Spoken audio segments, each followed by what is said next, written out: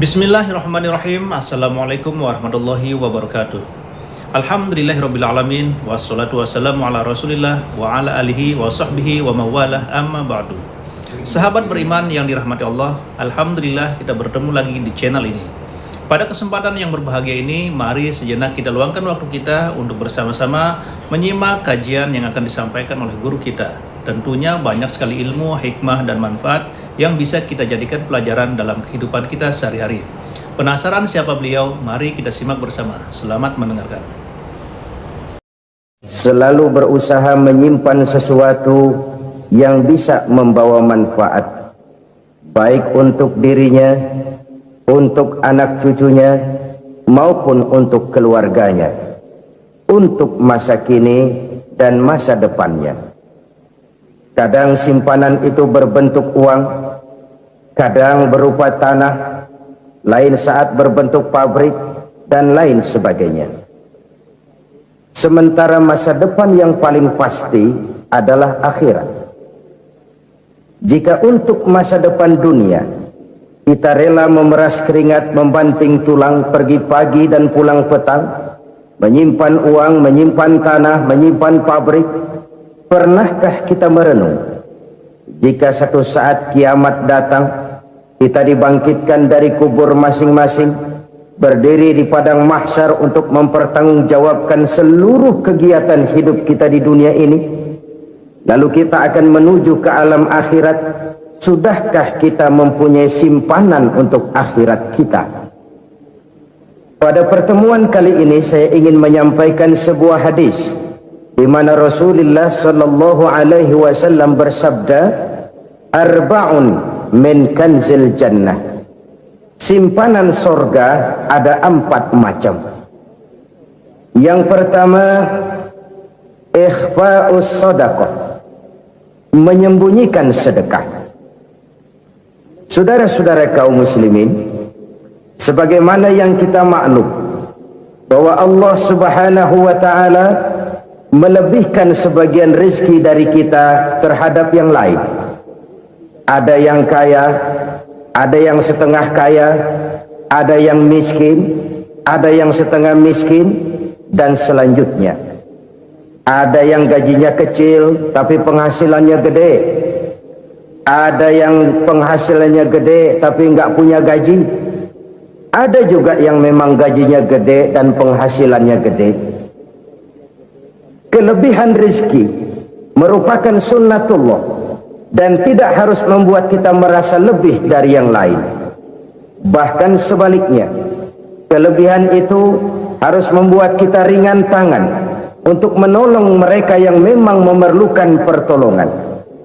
Kalau saudara diberikan ilmu, maka pertanyaan akhirat cuma satu: ilmumu kau amalkan untuk apa?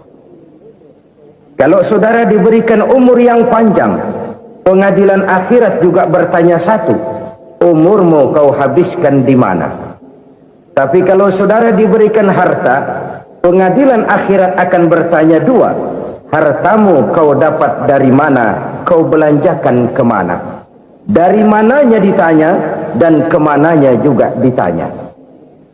Oleh karena kita akan dimintakan pertanggungan jawab, maka amanah yang bernama harta ini harus kita gunakan dengan sebaik-baiknya.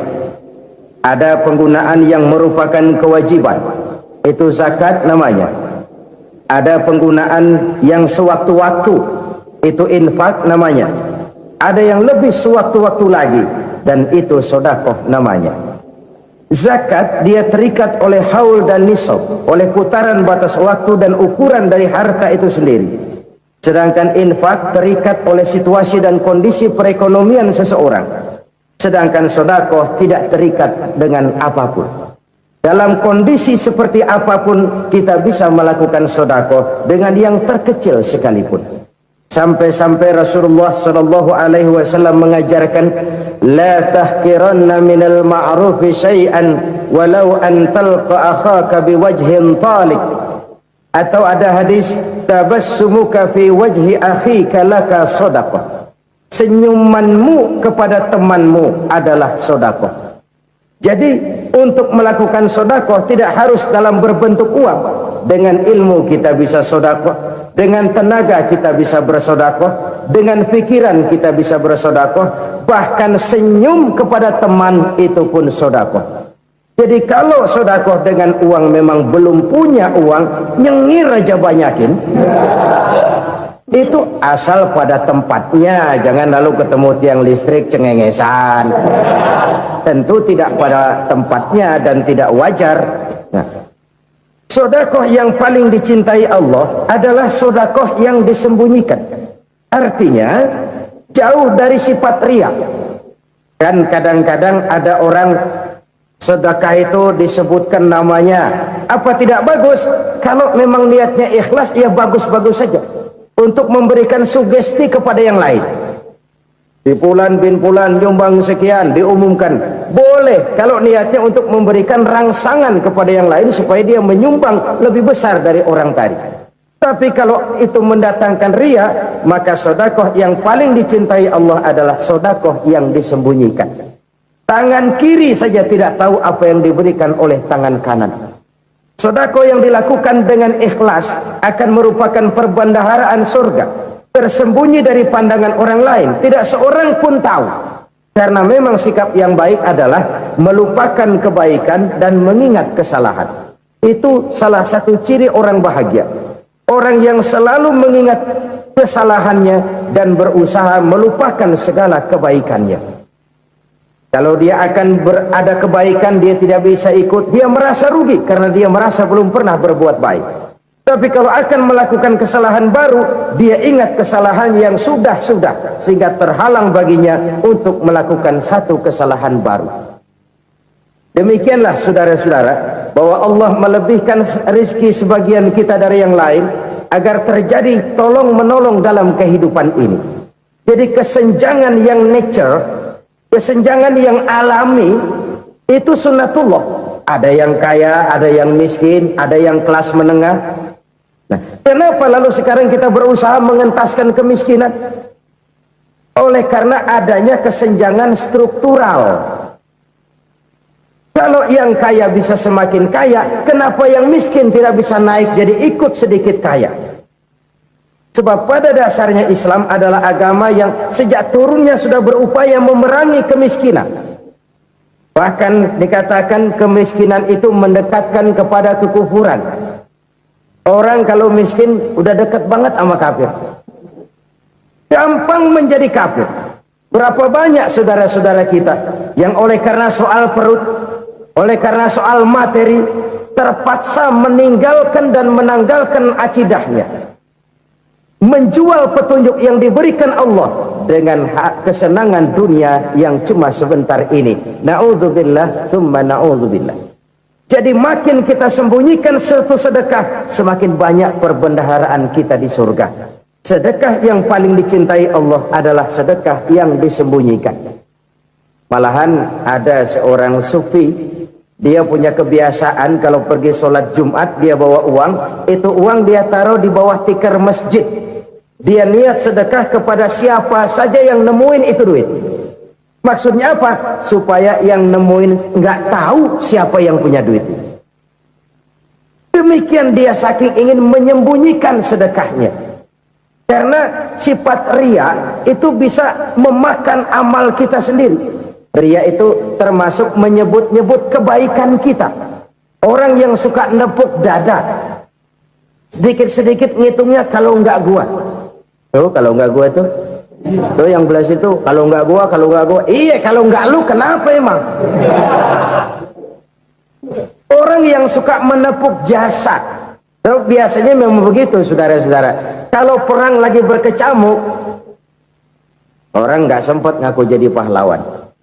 Tapi begitu perang selesai, yang kagak kenal bedil ngaku pahlawan, mas. Itu sesuatu yang biasa. Oleh karenanya, orang-orang yang ikhlas dalam bersedekah, disembunyikannya sedekah itu, Allah cinta betul.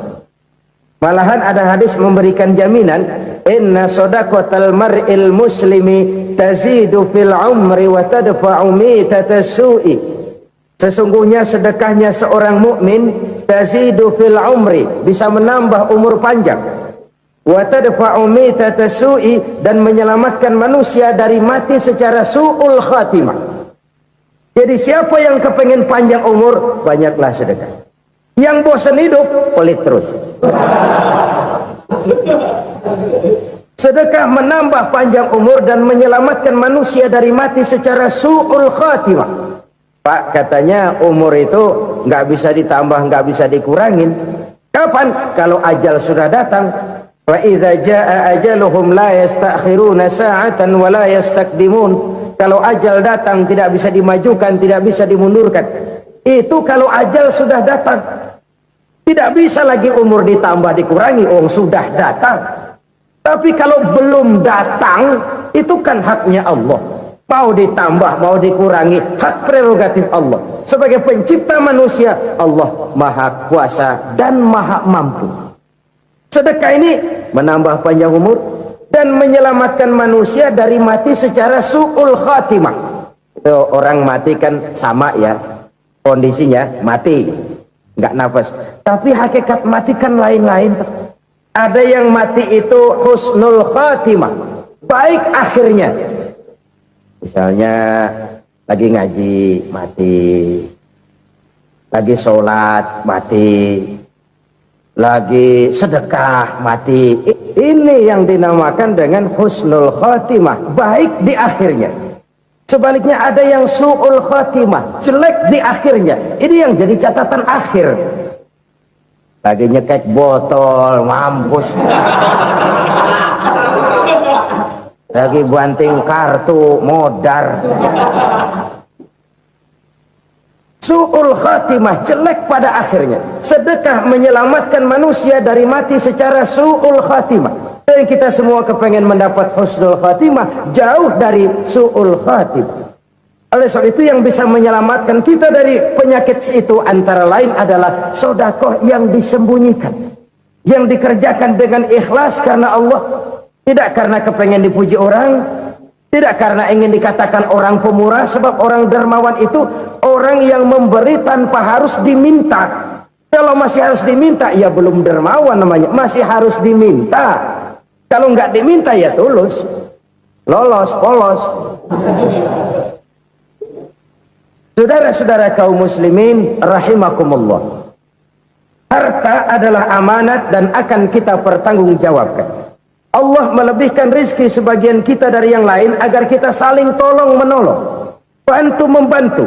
Nabi janjikan, siapa yang meringankan beban saudaranya muslim di dunia, Allah akan meringankan bebannya di akhirat nanti.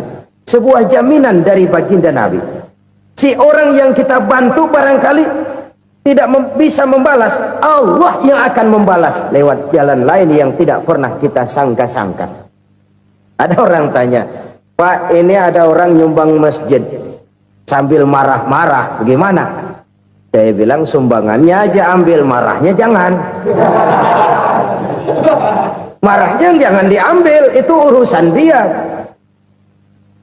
Saudara-saudara kaum muslimin rahimakumullah, umat Islam ini kan umat yang punya potensi besar. Kadang kita merenung, kenapa kadang-kadang pembangunan masjid kok lambat sekali? Kalau hotel hari ini peletakan pertama, bulan depan peresmian. Supermarket hari ini peletakan batu pertama, minggu depan peresmian. Tapi kalau sudah yang namanya masjid, kadang-kadang peletakan batu pertama sekaligus jadi batu terakhir. 3 tahun, 4 tahun, campur nebar jalak di jalanan, duit dijaring kayak ikan sepat. Apa tidak ada orang Islam yang kaya? Banyak. Apa tidak ada pengusaha muslim yang jadi konglomerat? Ada. Lalu yang belum banyak itu yang komit terhadap nilai-nilai agamanya. Akhirnya kita jatuh jadi umat yang lemah. Belum ada pengusaha konglomerat muslim buka pabrik super mie cap bedug misalnya umpamanya atau pabrik kecap cap sorban supaya identitas keislamannya sedikit kelihatan. Kita jatuh jadi umat yang lemah karena potensi tidak terinventarisir dengan baik. Kita ini ibarat kompor yang cuma matengin nasi orang lain. Potensi kita dimanfaatkan oleh orang lain. Ukhuwah Islamiyah kita baru terbatas kepada silaturahmi. Ukhuwah di bidang ekonomi kita lemah, ukhuwah di bidang kebudayaan kita lemah, apalagi ukhuwah di bidang politik kita lebih rapuh lagi. Padahal ukhuwah itu adalah totalitas kehidupan manusia, menyangkut ipolek sosbud, memerlukan nilai-nilai ukhuwah. Jadi oleh karena itu mari kita menyadari di dalam harta kita, walaupun kita yang cari pergi pagi pulang sore peras keringat banting tulang, di sana ada harta anak yatim, di sana ada hak masjid, di sana ada hak pesantren, di sana ada hak jihad. Berbahagialah seseorang apabila dia oleh Allah dijadikan keran. Keran itu menyimpan air, tapi tidak untuk dirinya, tapi disalurkannya kepada mereka yang memang memerlukannya. Saudara-saudara kaum muslimin rahimakumullah, ini yang pertama. Jadi perbendaharaan surga adalah menyembunyikan sedekah. Orang lain nggak tahu, kita pun nggak pernah ngitung-ngitung. Kita anggap lewat begitu saja, padahal itu deposit akhirat. Satu. Yang kedua, perbendaharaan surga itu apa? Wa kitmanul musibah, menyembunyikan kesulitan. Kadang orang takut menghadapi kesulitan, tapi makin kita merenung, hidup ini kan sebenarnya urusan. Takut sama urusan ya jangan hidup. Tandanya orang hidup itu kalau punya urusan. Urusan merupakan problem sering menimbulkan kesulitan. Kesulitan bukan untuk ditakuti, tapi untuk diatasi dan dicarikan jalan keluarnya. Siapa sih orangnya yang nggak pernah sulit? Makin tinggi status sosialnya, makin gede urusannya. Makin tinggi kualitas imannya, makin berat tingkat kesulitannya. Cuma memang yang namanya enak itu seperti pelangi. Biang lala itu nggak pernah di atas kepala kita, di atas kepala orang melulu. Lo sih enak lo, kata kita. Dia juga bilang yang enak kan lo. Pelangi itu nggak pernah di atas kepala kita. Kata tukang beca, aduh enak ya naik Mercy. Kata tukang beca, apa yang di dalam mobil Mercy? Aduh enak bener tukang beca, di jok ngeringkuk ngorok pules bener. Saya kamar pakai AC sejuk, tempat tidur sutra empuk, alga spring bed, pulak kulik nggak bisa pules kalau belum minum Valium, belum tidur. Enak bener tukang beca, di jok ngorok nggak tahu wetan kulon. Si tukang beca bilang yang di Mercy enak, yang di Mercy bilang tukang beca enak. Inilah enak, nggak pernah di atas kepala kita, di atas kepala orang lain melulu enak itu. Nah saudara-saudara, yang merupakan perbendaharaan surga itu orang yang bisa menyembunyikan kesulitan, baik pribadi ataupun rumah tangga. Nih terutama rumah tangga yang jadi soalnya. Kadang-kadang kita ini kalau senang, sebaliknya kalau senang kita diam, kalem aja, cuek. Banyak banget duit kita bawaan, diam aja udah, malah ketemu orang takut. Tapi begitu susah sekampung tahu. Padahal Nabi mengajarkan perbendaharaan surga itu menyembunyikan musibah, menyembunyikan kesulitan. Kalau enak cerita sama orang-orang, kalau nggak enak rasain sendiri, tekan sendiri, atasin sendiri. Kita kan sebaliknya, senang kita diam, asal lagi susah, paling tidak kita nyari teman buat cerita kesusahan. Siapa orangnya yang nggak pernah susah? Cuma soalnya bagaimana kita mengatasi kesusahan itu sendiri. Begitu juga misalnya kalau orang sudah berumah tangga, itu orang tuanya harus menjadi tempat dia cerita yang enak-enak saja. Yang nggak enak rasain berdua, selesaikan berdua, atasin berdua. Jangan dibalik. Asal senang diam, giliran susah aja. Maknya laporan. Terbalik. Bisa menjaga security informasi. Maka nama bayam keluar diam, malah seluitan. Enak amat lo makan daging ayam. Security informasi. Saudara-saudara kaum muslimin rahimakumullah, ujian yang terberat itu yang pernah diberikan kepada para nabi para rasul, para aulia, para ulama, makin tinggi keimanan, makin berat bentuk kesulitan. Ayo saya kemukakan satu contoh saja. Ada seorang nabi yang kaya, nabi kaya, namanya Nabi Ayub. Iblis kalau orang begini kan keki, ibadahnya rajin, kaya. Nih yang kayak begini susah digodain. Kalau ibadahnya rajin, miskin, enggali bisa disogok. Sini imannya mantap, ibadahnya rajin, kaya, nabi lagi. Oh, tapi namanya iblis nggak kurang akal. Laporan, Tuhan, kenapa Les? Ya ini bahasa saya, bahasa Qurannya sih nggak gitu. Itu hambamu yang namanya Ayub, dia rajin ibadah cuma karena dikasih kaya aja. Coba kasih miskin dia, berhenti dia sembahyang. Ah, kamu bisa aja. Saya tahu Ayub itu hambaku yang ikhlas. Saya buktiin Tuhan, silahkan. Dibuktiin lah, iblis turun ke alamin. Yang mula-mula dia lakukan, dia rusak sawah ladang Nabi Ayub.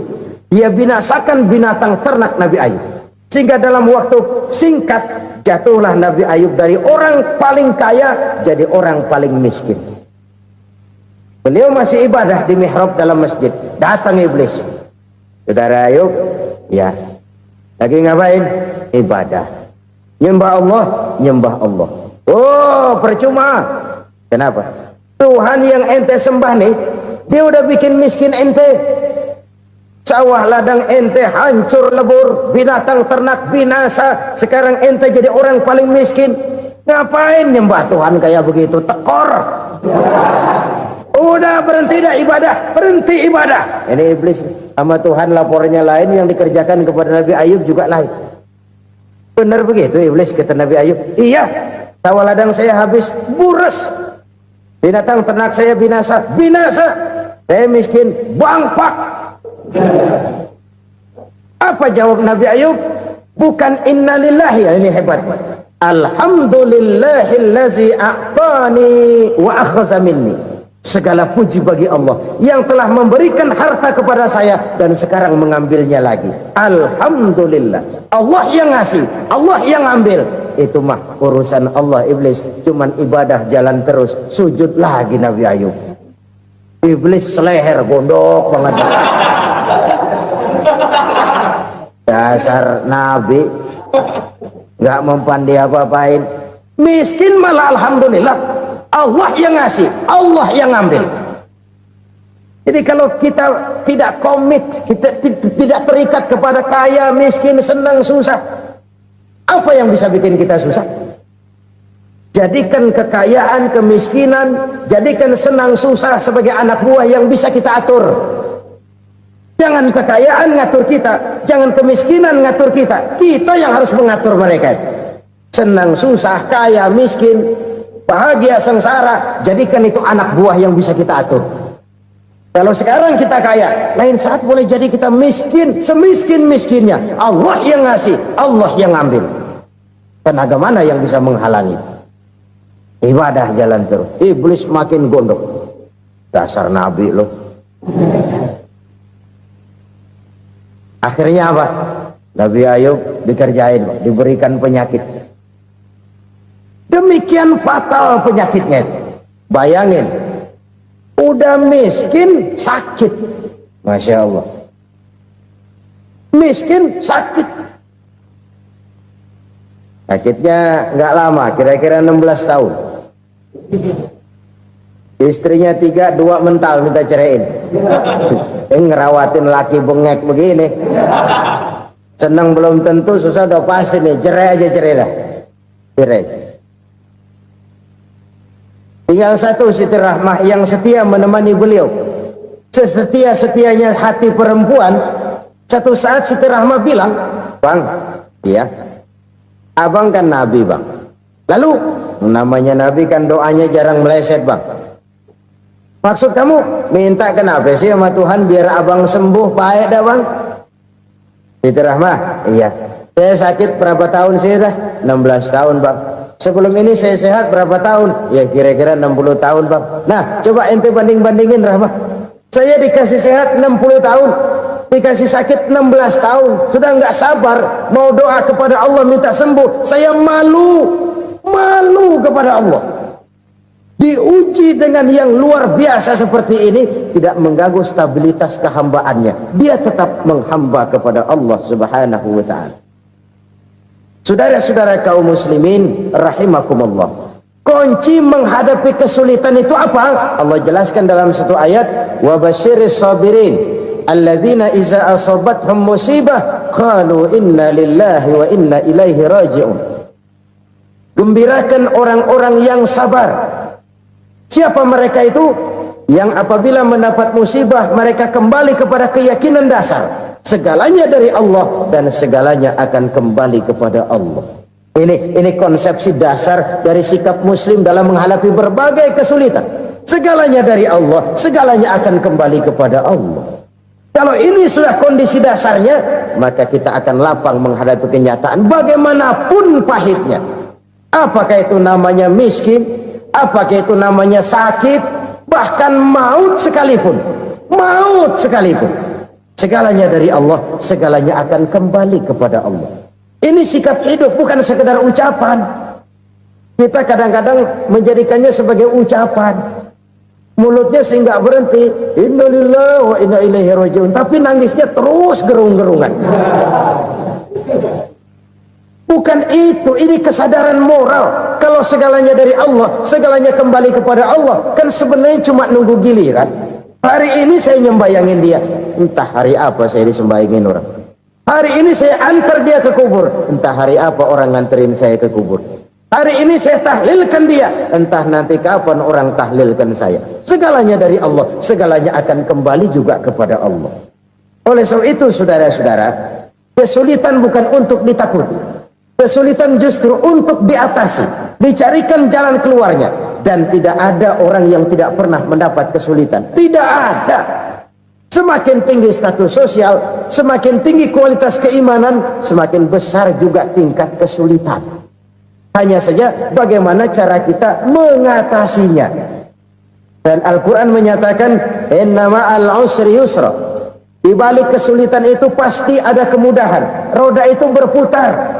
Karena itu Rasulullah sallallahu alaihi wasallam mengingatkan kepada kita, ta'arraf ila Allah fir raha ya'rifka fis syiddah. Ingatlah kepada Allah di waktu kamu senang, supaya Allah ingat kepada kamu di waktu kamu susah. Kalau waktu senang kita ingat kepada Allah, kita susah, Allah tidak akan meninggalkan kita. Tapi kalau waktu senang kita jauh dari Allah, sujud tidak sempat, dengan masjid jauh, ketika senang kita lupakan Allah. Nanti begitu kita susah, Allah lupakan kita, dan itu menyakitkan. Oleh karena itu orang-orang tua kita dulu bilang, kalau lagi sehat ingat-ingat lu bakal sakit nanti. Kalau lagi kaya ingat-ingat satu saat kita bakal jatuh miskin. Bahkan kalau lagi muda ingat-ingat kita bakal tua. Dan yang terpenting, kalau lagi hidup ingat-ingat kita bakal mati. Saudara-saudara kaum muslimin rahimakumullah. Jadi yang kedua yang merupakan perbendaharaan surga, menyembunyikan musibah. Saudara-saudara kaum muslimin rahimakumullah. Hal ketiga yang merupakan perbendaharaan surga adalah wasilatur rahmi. Orang yang suka bersilaturahmi. Sebagaimana yang kita maklum bahwa manusia adalah makhluk yang disebut zon politika. Makhluk sosial yang tidak mungkin hidup sendiri-sendiri. Betapa dan siapapun kita memerlukan orang lain. Bodoh betul manusia kalau tinggal di tengah masyarakat tapi tidak mau bermasyarakat. Merasa hebat sendiri, pinter sendiri, gagah sendiri, kaya sendiri. Mungkin kalau mati juga ngubur sendiri. Jangankan kita di sini, di sorga saja Nabi Adam waktu sendirian bengong melulu, mondar mandir. Allah tegur dam sepi dam. Jadi ini kalau bahasa saya, iya Tuhan sepi ini nggak ada colek-colekan pisan ini. Diciptakan Siti Hawa baru anteng Nabi Adam. Itu di sorga. Cobalah. Umpamanya saudara tinggal di Jakarta nih. Kayak bener. Apaan aja di Jakarta punya saudara dah. Jembatan Semanggi ambil. Monas Buntel bawa pulang. Hotel-hotel ambil semua. Cuman tinggal di Jakarta sendirian, apa enaknya? Betapa dan siapapun kita perlu orang lain. Tidak ada seorang pun yang bisa memenuhi kebutuhan hidupnya secara sendiri-sendiri. Nah, Islam telah menyelamatkan manusia dari ras diskriminasi, mengikat manusia dengan persaudaraan yang berlandaskan kepada akidah. Karena itu dianjurkan bersilaturahmi. Bahkan Nabi menyatakan, man arada ayyubsata lahu fi rizqihi wa yunsa'a fi atharihi falyasil rahimah. Siapa yang kepengen diluaskan rezekinya dan dipanjangkan usianya, banyaklah ia bersilaturahmi. Siapa yang kepengen dimudahkan rezekinya, hendaknya ia banyak bersilaturahmi. Kalau banyak teman, kesulitan kan paling tidak ada tempat cerita. Masya Allah, sangat luar biasa kajian yang sudah disampaikan oleh guru kita. Sahabat beriman yang dirahmati Allah, tetaplah di channel ini karena kajian ini belum selesai dan masih banyak lagi hal-hal menarik yang akan disampaikan oleh beliau. Tetaplah di channel ini dan mari kita lanjutkan kembali. Selamat mendengarkan. Udah susah sendirian, kita pikirin diri, nggak ada tempat tukar pikiran. Cepet banget sama bengek. Dilawan sendiri. Nah, secara makro kita bisa berkata, tidak mungkin ada kemenangan kalau tidak ada kekuatan. Tidak ada kekuatan kalau tidak ada kesatuan dan persatuan. Tidak mungkin ada kesatuan dan persatuan tanpa semangat silaturahmi. Kalau umat Islam mau menang, dia harus kuat. Kalau umat Islam mau kuat, dia harus bersatu. Kalau umat Islam mau bersatu, dia harus membudayakan silaturahmi ini. Bahkan sampai-sampai kata Nabi, kalau bisa cari nilai tambah. Apa? Silman qata'ak. Bersilaturahmilah kau kepada orang yang marah denganmu. Masya Allah, indahnya ajaran agama kita. Orang yang marah pun kepada kita, kata Nabi, kalau bisa bersilaturahmilah kepadanya, kepada orang yang marah itu. Di situ nilai tambah. Cuman jujur nih hadis, ngucapinnya gampang, ngamalinnya yang berat banget. Orang marah sama kita, kita disuruh silaturahmi, ada apa malu? Lu marah, ada gua marahan lagi. Tunggu pikirin. Saudara-saudara kaum muslimin rahimakumullah. Tapi ini yang diajarkan, bahkan ini yang dicontohkan oleh baginda Rasul. Bagaimana begitu mudah? Misalnya satu saat Abu Jahal ini ngatur strategi bagaimana bikin Muhammad celaka. Dia gali lubang di depan tempat tidurnya. Dia tutupin daun korma. Terus dia panggil seseorang, ke sini. Kasih tahu Muhammad, pamannya sakit keras, minta ditengokin. Berangkat orang ini ke sana. Muhammad, labbaik. Pamanmu sakit keras, dia minta ditengokin. Baik, saya akan datang menjenguk beliau. Berangkatlah Nabi ke rumah Abu Jahal tanpa prasangka apapun. Abu Jahal udah pasang setil, selimut 3 rangkap setengah dipakai, persis kayak orang meriang. Tapi sembari ngintip dari balik selimut, begitu Muhammad buka pintu, nah masuk perangkap nih. Muhammad jalan menuju tempat pembaringan. Makin lama makin dekat, makin lama makin dekat, makin dekat ke lubang yang dipasang oleh Abu Jahal itu. Dalam hati Abu Jahal, terus dah jatuh, mampus dah lo ini. Mampus lo hari ini nih. Apa yang terjadi? Malaikat Jibril datang. Muhammad, pamanmu cuma pura-pura sakit. Di depan tempat tidurnya ada lubang perangkap supaya kamu jatuh ke situ. Sudah, kamu pulang. Balik kanan Nabi. Sudah hampir jatuh ke lubang, balik kanan, pulang. Bayangin kecewanya Abu Jahal. Muhammad dikit lagi, Muhammad dikit lagi. Enggak paman, saya pulang aja. Emosi bangun dari tempat tidur, enggak sadar kalau lagi pura-pura sakit. Lompat ngejar Nabi, dia lupa dengan lubang yang dia gali. Usrak, nyemplung sendiri ke dalam lubang.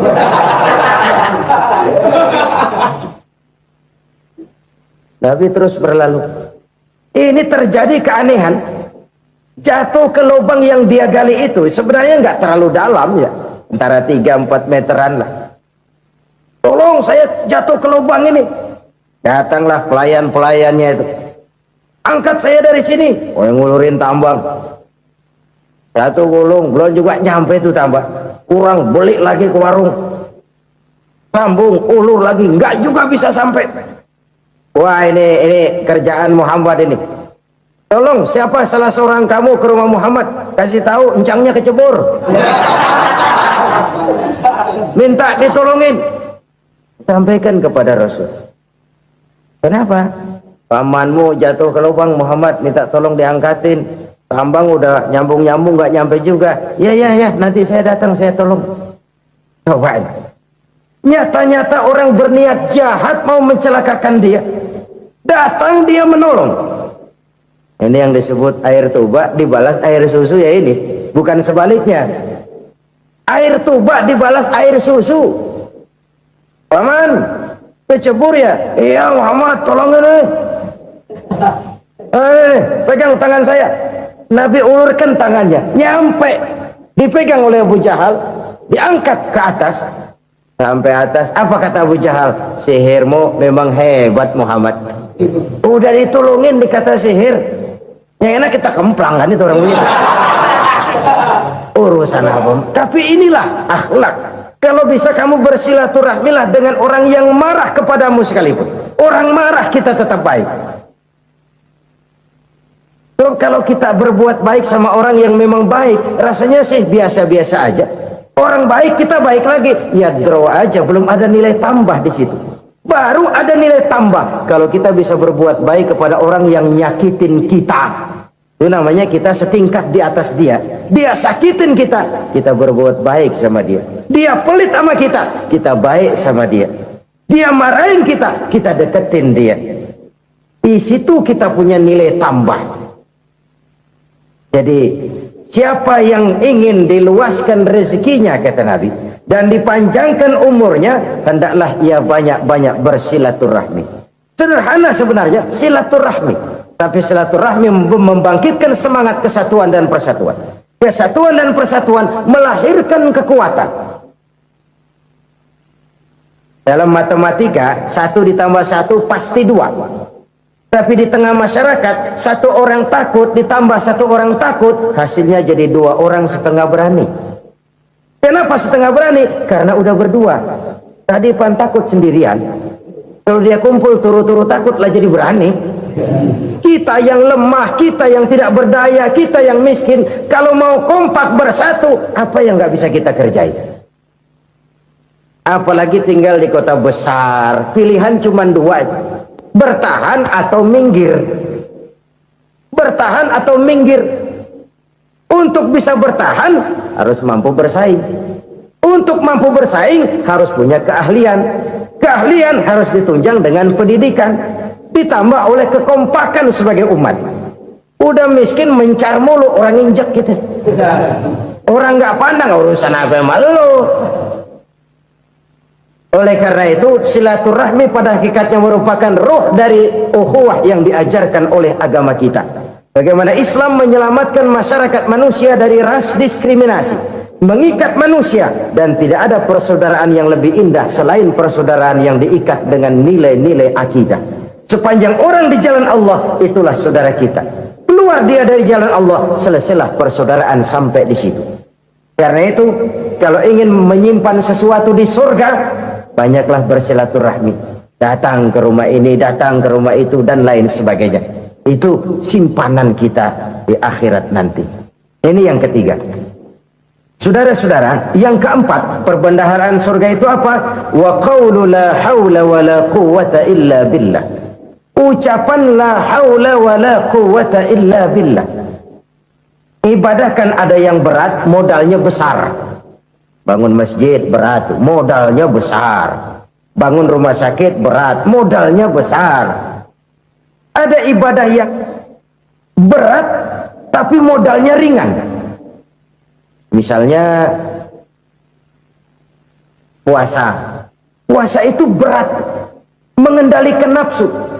Kalau sekedar nggak makan nggak minum sih enteng, mengendalikan nafsu itu jihad terbesar. Tapi kan modalnya ringan, cuma niat saja. Ini ibadah berat, modalnya ringan. Ada ibadah yang ringan, modalnya juga enteng.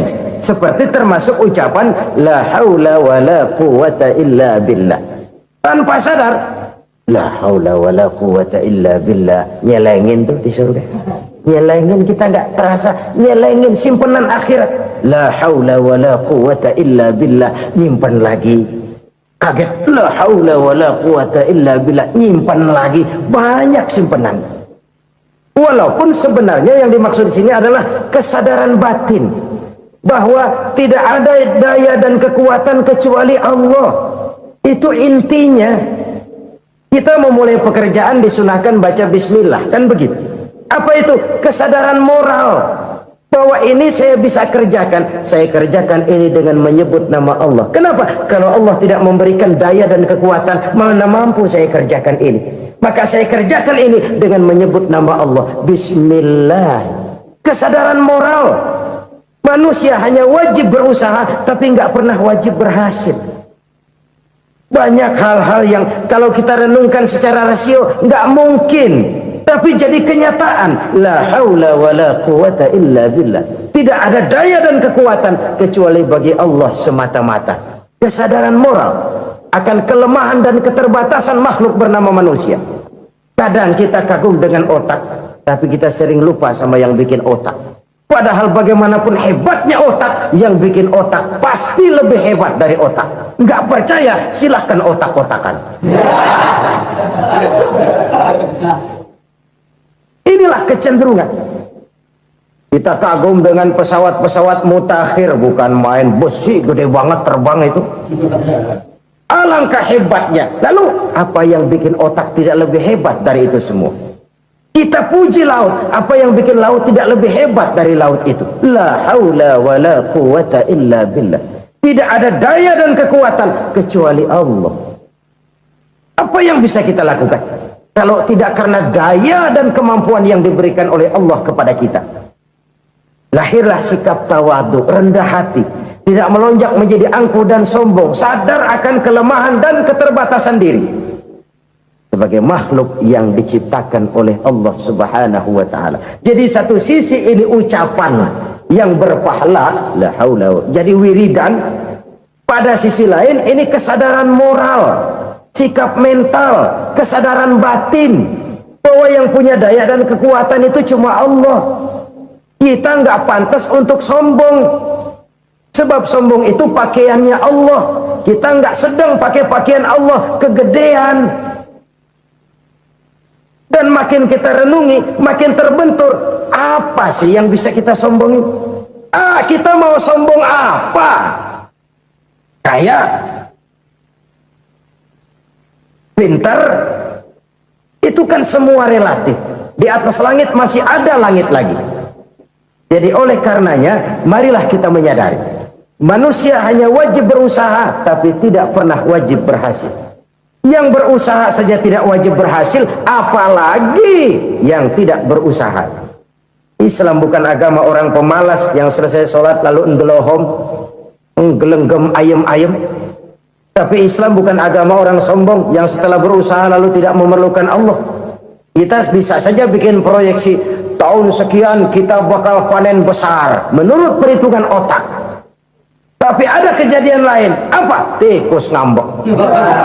Habis itu dimakanin tikus, panen gagal. Proyeksi rasional gagal oleh tikus-tikus yang ngambek itu. Bisa saja terjadi.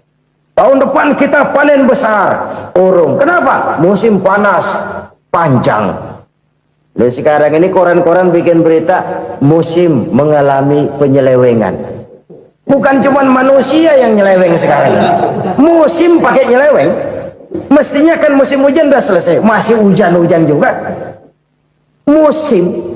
Nah sekarang kita boleh bikin proyeksi, kita bakal panen besar. Tahu-tahu musim panas panjang, sawah retak, air kering. Cari teknokrat yang paling botak, suruh pendekin tuh musim panas. La haula wala quwata illa billah. Inilah kesadaran moral.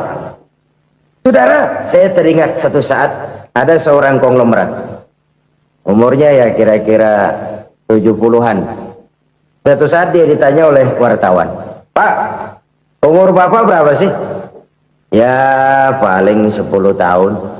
10 tahun? 10 tahun? Anak Bapak berapa orang? Satu saja? Satu. Harta Bapak berapa? Ya paling-paling bangsa 7 juta kali. 7 juta? Iya. Pak, kenapa Bapak bohongi saya? Bapak punya buku biografi, koran-koran, majalah-majalah banyak memuat cerita riwayat hidup Bapak. Saya tahu umur Bapak 70. Kenapa bilang cuma 7 tahun?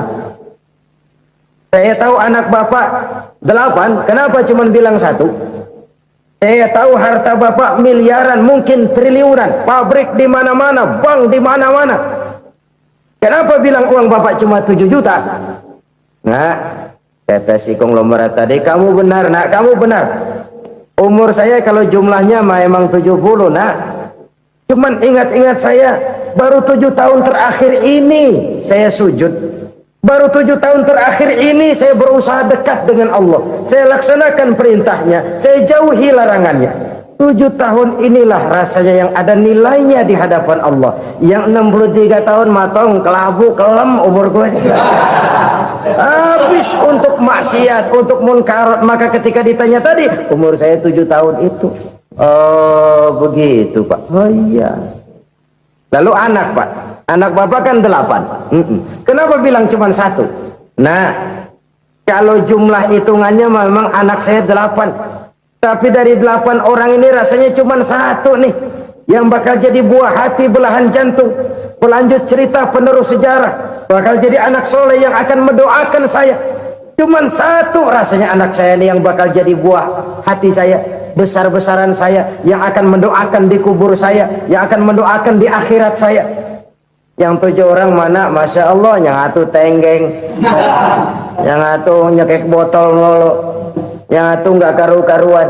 Makanya saya bilang 1 anak saya yang akan bisa mendoakan saya. Oh begitu Pak. Iya. Nah, harta Pak, harta Bapak kan triliunan, pabrik Bapak di mana-mana, uang Bapak hampir di tiap bank-bank besar. Kenapa bilang cuma 7 juta? Betul kau Nak. Harta saya kalau jumlahnya memang miliaran, triliunan mungkin. Tapi yang saya ingat baru 7 juta tuh yang saya belanjakan di jalan Allah. Saya nyumbang masjid, saya santuni yatim piatu, saya bantu pembangunan pesantren, saya bantu pembangunan rumah sakit Islam. Itu yang akan saya bawa pulang ke akhirat, yang 7 juta itu. Yang triliunan itu nanti akan diperebutkan oleh anak-anak saya sebagai waris saya. Jadi harta saya 7 juta itu yang bakal nemenin saya di akhirat, yang akan saya bawa pulang jadi teman saya. Saudara-saudara kaum muslimin, jangan-jangan orang tua itu adalah kita-kita ini. Jangan-jangan kita-kita ini adalah orang tua itu. Jangan-jangan itu potret dari diri kita masing-masing. Dari sekian umur yang diberikan Allah, berapa tahun yang ada nilainya di hadapan Allah? Dari sekian anak-anak yang merupakan amanah, berapa yang akan mendoakan kita sebagai orang tuanya menjadi anak soleh? Dari sekian banyak harta yang diberikan Allah, berapa yang akan kita bawa pulang menghadapnya nanti, yang kita belanjakan di jalan Allah? Ini sebuah potret kehidupan. Karena itu kita kembali kepada la haula wa la quwwata illa billah. Kita wajib berusaha, kita wajib berikhtiar. Selebihnya segala daya dan kekuatan hanya milik Allah saja semata-mata. Satu kesadaran batin dari setiap pribadi muslim. Setelah ia berusaha dan berikhtiar, ia menyerahkannya kepada Allah Subhanahu wa ta'ala. Jadi satu sisi ini merupakan wiridan ucapan yang mengandung pahala, pada sisi lain ini merupakan sikap batin dari seorang muslim di dalam ia menghadapi realitas kehidupan ini. Saudara-saudara kaum muslimin rahimakumullah, kalau ini kita jadikan satu basis kehidupan, maka ini akan menyelamatkan manusia dari kemungkinan tergelincir menjadi orang yang lupa diri dan lupa darat. Sebab itu Imamul Ghazali berpesan, jadidis safinah fa innal bahra amiq. wa khuziz zad fa inna safara ba'id wa khaffifil hamla fa innal hamla sadid. Perbarui selalu kapalmu karena lautan sangat dalam. Bawa bekal yang banyak karena perjalanan ini sangat jauh. Ringankan beban karena kebanyakan beban akan menyakitkan. Alangkah indah kalimat ini, alangkah dalam makna yang terkandung di sana. Perbarui selalu kapalmu karena lautan sangat dalam. Apa artinya ini? Jaga mentalmu baik-baik. Pelihara imanmu baik-baik karena hidup penuh cobaan seperti lautan. Kita kalau berlayar di lautan kan kadang-kadang tenang, angin bertiup sepoi-sepoi basah. Jika malam datang bintang gemintang bertabur menghias cakrawala, rembulan memantulkan sinarnya dengan indah. Dalam keadaan begitu berlayar enak, tapi lain saat ombak menggunung, halilintar menyambar, angin topan bertiup. Berapa banyak sudah saudara-saudara kita yang tenggelam di lautan dunia tanpa sadar bahwa dia belum sampai kepada pantai yang akan dituju. Berapa banyak sudah saudara-saudara kita yang tenggelam di lautan dunia ini tanpa sempat bangkit lagi. Dia menyangka sudah sampai kepada tujuannya. Hati-hati kapal jangan sampai bocor karena lautan sangat dalam. Iman ini jaga baik-baik karena hidup penuh dengan ujian. Wa khuziz zad fa inna safara ba'id. Bawa bekal yang banyak karena perjalanan sangat jauh. Saudara mau ke Bandung, bawa duit. Saudara mau ke Surabaya, banyakan lagi duitnya. Saudara mau ke Mekah, gepokan, iketan tuh duit nggak lembaran lagi. Makin jauh perjalanan, makin banyak bekal yang harus kita bawa. Kalau saudara dari Jakarta mau ke Surabaya, kagak bawa duit berangkat juga, itu sih bukan berani namanya, nekat. Sampai Surabaya belum tentu, sengsara di jalan udah pasti. Kenapa? Nggak bawa bekal berangkat. Sama juga kita nih, misalnya belum sempat sembahyang, mati. Waduh, berani banget orang. Belum punya bekal, mati. Sengsara di jalan. Atau bekal tidak cukup. Dari Jakarta saudara mau ke Surabaya, bawa duit 500 perak. Paling jauh Cikampek nyampenya itu. Paling jauh itu. Antara jauhnya perjalanan dengan bekal yang saudara bawa tidak seimbang. Hidup ini perjalanan panjang. A walking tour. Dimulai dari alam arwah. Sebelum jasad diciptakan, roh diciptakan lebih dulu. Dari situ pindah ke alam rahim. Dari alam rahim pindah ke alam dunia. Dari alam dunia pindah ke alam barzah. Baru menuju akhirat. Satu perjalanan panjang. Kalau bekal tidak bawa, sengsara di jalan. Bawa bekal yang banyak karena perjalanan ini sangat jauh. Wa khaffifil hamla, ringankan beban karena beban itu cuma akan menyulitkan. Kalau bekal itu sih keperluan, tapi beban nggak kita perluin, cuma ngeberat-beratin. Apa ini beban? Dosa.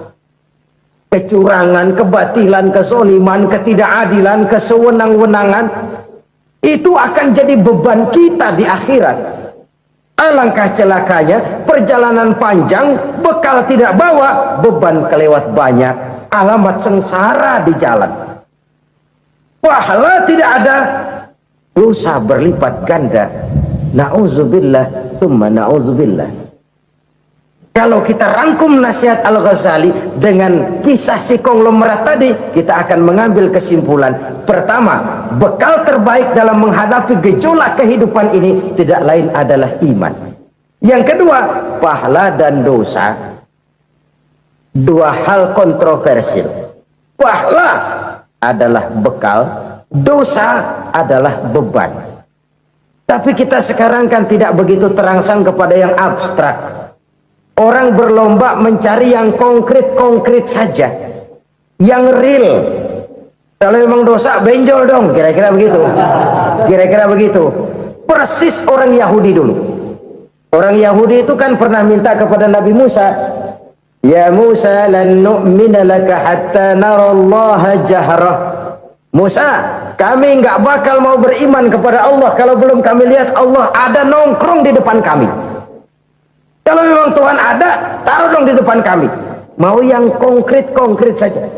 Kalau memang dosa, benjol dong. Kalau memang pahala, berasa dong. Orang terangsang kepada yang real, yang konkret-konkret saja. Karena itu, untuk mengejar dosa orang mau bayar. Tapi untuk mengejar pahala, walaupun tidak bayar, orang segan. Ini yang dikatakan oleh Nabi, kamu mengharapkan ke surga, tapi kamu berat melaksanakan sesuatu yang bisa membawa kamu ke surga. Kamu ingin jauh dari neraka, tapi tiap saat kamu lakukan perbuatan-perbuatan yang justru menjerumuskan kamu ke neraka. Idda'aitum an-najata minan nar wa ramaitum fiha anfusakum. Kamu ingin selamat dari neraka, tapi kamu lemparkan diri kamu ke neraka. Kamu ingin masuk surga, tapi berat sekali kamu melakukan perbuatan-perbuatan yang bisa menyampaikan kamu di surga. Saudara-saudara kaum muslimin rahimakumullah. Jadi hal keempat yang merupakan perbendaharaan surga adalah la haula wa la quwwata illa billah. Satu sisi ini merupakan ucapan yang memperberat timbangan akhirat. Pada sisi lain ini merupakan sikap hidup seorang muslim. Kesadaran batin yang sangat dalam bahwa tidak ada daya dan kekuatan kecuali Allah. Dan itu kita simbolkan pada saat memulai pekerjaan dengan Bismillah, dengan menyebut nama Allah. Satu kesadaran moral, saya hanya bisa melakukan ini karena diberikan daya dan kekuatan oleh Allah. Lahirlah sikap tawadu, rendah hati, tidak melonjak menjadi angkuh dan sombong. Saudara-saudara, sampai sini dulu jumpa kita kali ini. Semoga 4 perbendaharaan surga ini dapat kita lakukan, yang kelak akan merupakan bekal kita di kemudian hari nanti. Amin ya rabbal alamin. Bapak-bapak, ibu-ibu, saudara-saudara kaum muslimin rahimakumullah. Di dalam kehidupan kita sebagai seorang muslim, minimal 5 kali dalam sehari semalam kita mendengar seruan untuk mendirikan solat yang disebut azan. Ada kalimat menarik di dalam kalimat azan itu, yakni seruan hayya 'alal falah, marilah menuju kepada keberuntungan, marilah meraih kemenangan. Seruan ini adalah kecenderungan dari setiap manusia, apapun warna kulitnya. Artinya, setiap orang dalam hidup selalu ingin meraih dan mencari kemenangan. Kemenangan akan melahirkan kepuasan batin, dan kepuasan batin memberikan kebahagiaan. Sedangkan kekalahan melahirkan penderitaan batin, dan penderitaan batin menjerumuskan seseorang di dalam berbagai bentuk kerugian. Jikalau inilah seruan azan, maka masalahnya ialah apa yang menyebabkan kita meraih kemenangan. Al-Quranul Karim memberikan tuntunan dan ajaran kepada kita bahwa orang-orang yang memperoleh kemenangan itu tidak lain adalah orang-orang yang bertakwa. Hanyalah mereka yang bertakwa kepada Allah Subhanahu wa ta'ala pada akhirnya akan tampil sebagai pemenang. Lalu siapa orang yang bertakwa itu? Dijelaskan dalam awal-awal Al-Baqarah, orang yang bertakwa yang akan meraih kemenangan. Pertama, allazina yu'minuna bil ghaib, yaitu orang-orang yang beriman kepada yang gaib.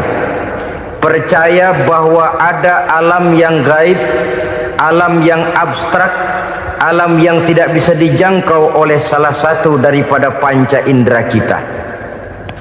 Mereka percaya dan beriman kepada adanya malaikat, beriman kepada adanya iblis dan jin, beriman kepada adanya alam kubur, beriman kepada adanya alam mahsyar, beriman kepada adanya alam akhirat, beriman kepada adanya surga dan neraka.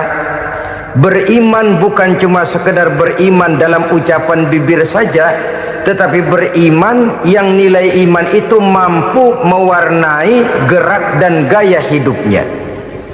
iman yang meresap sampai ke tulang sumsum, kemudian memberikan dampak positif di dalam kehidupan manusia. Alam, kita tahu, adalah sesuatu yang selain Allah, dan Allah bukanlah alam. Apapun namanya selain daripada Allah, itu adalah alam. Alam pada hakikatnya terbagi menjadi dua. Ada alam syahadah, alam nyata, alam konkret, alam yang bisa dijangkau oleh salah satu indera kita. Kemudian ada alam ghaib, alam yang tidak bisa dijangkau oleh panca indera kita, alam metafisika, alam abstrak, alam yang wajib kita imani keberadaannya. Kita percaya bahwa malaikat itu ada, kita percaya kepada jin, bahwa jin itu ada, kita percaya kepada adanya iblis dan setan. Bukan percaya kepada iblis dan setannya, percaya bahwa iblis dan setan itu ada. Itu termasuk salah satu daripada sifat orang yang bertakwa kepada Allah. Saudara-saudara kaum muslimin rahimakumullah, kecenderungan pembangunan yang lebih bersifat materialistis biasanya menggeser aspek kehidupan rohani. Orang berpikir empiri, dan dalam pola pikir yang demikian, maka alam gaib tidak lagi mendapat perhatian. Aspek kehidupan yang bersifat rohaniah malah mulai ditinggalkan. Akibatnya terjadilah kepincangan di dalam kehidupan kita. Pernah ada satu pengalaman pribadi dalam perjalanan kembali ke tanah air.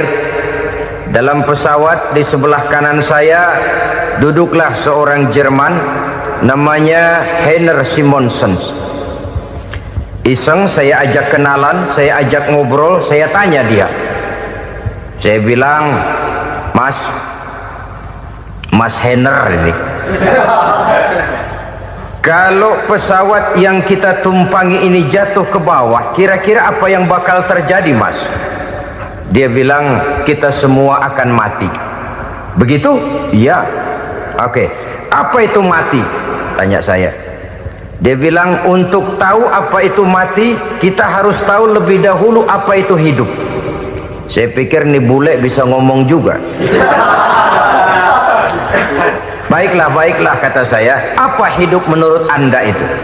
Oh, hidup itu dia bilang, kalau seluruh anggota badan kita bekerja secara normal, paru-paru memompa darah secara normal, jantung berdetak secara normal, sel-sel tubuh bekerja secara fit, dan organisme tubuh hanya mau bekerja secara normal, dia bilang, kalau kita memberi makan yang cukup, menu yang teratur, dan gizi yang lengkap. Saya bilang, kesimpulannya apa, Ner? Dia jawab, hidup adalah dari tangan ke mulut. Life is from the hand to the mouth, kata dia. Hidup adalah dari tangan ke mulut. Jadi masalah hidup tidak lebih daripada masalah isi perut.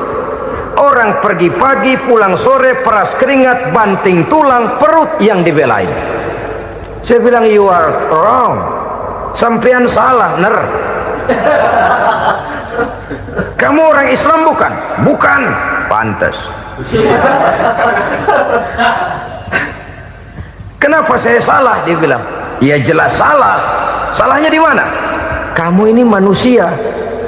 Kalau hidup cuma dari tangan ke mulut, saya bilang, kambing di kampung saya juga begitu pikirannya, Ner.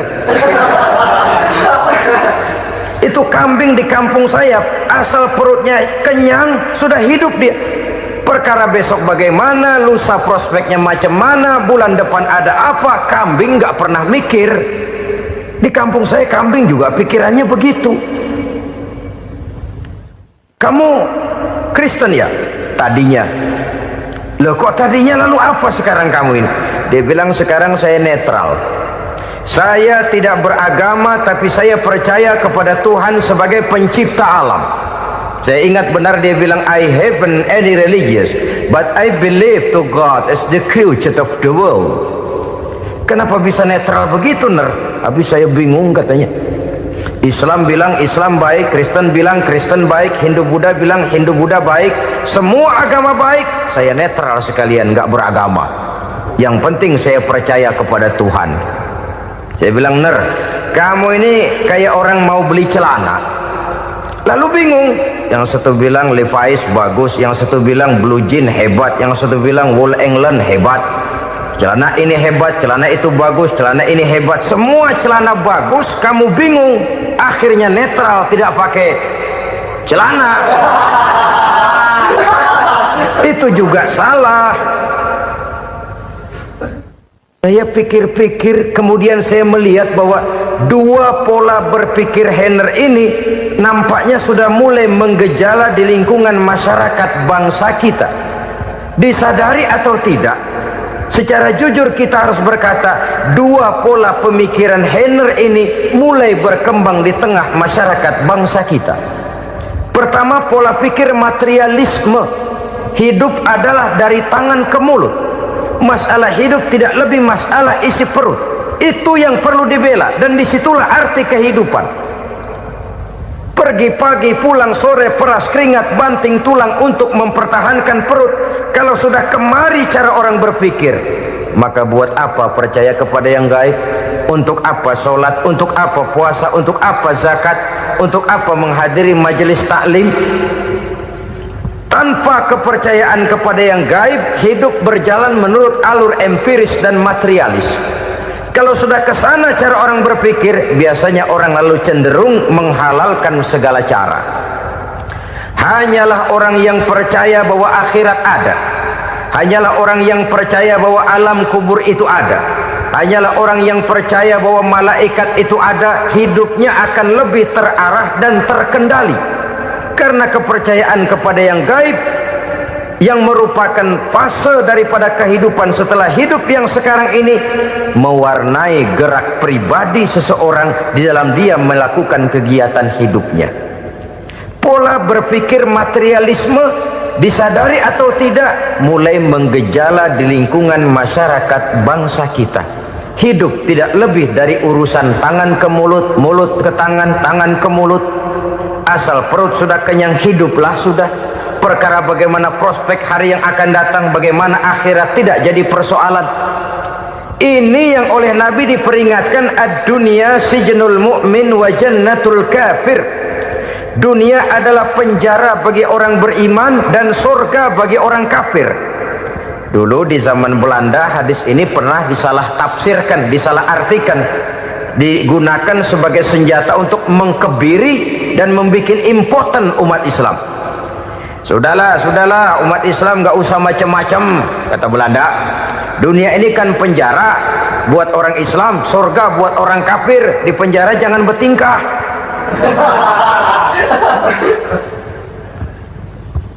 Pengertiannya tidak begitu. Dunia adalah penjara bagi orang mukmin. Artinya dalam kehidupan dunia seorang mukmin tidak bebas memperturutkan hawa nafsunya.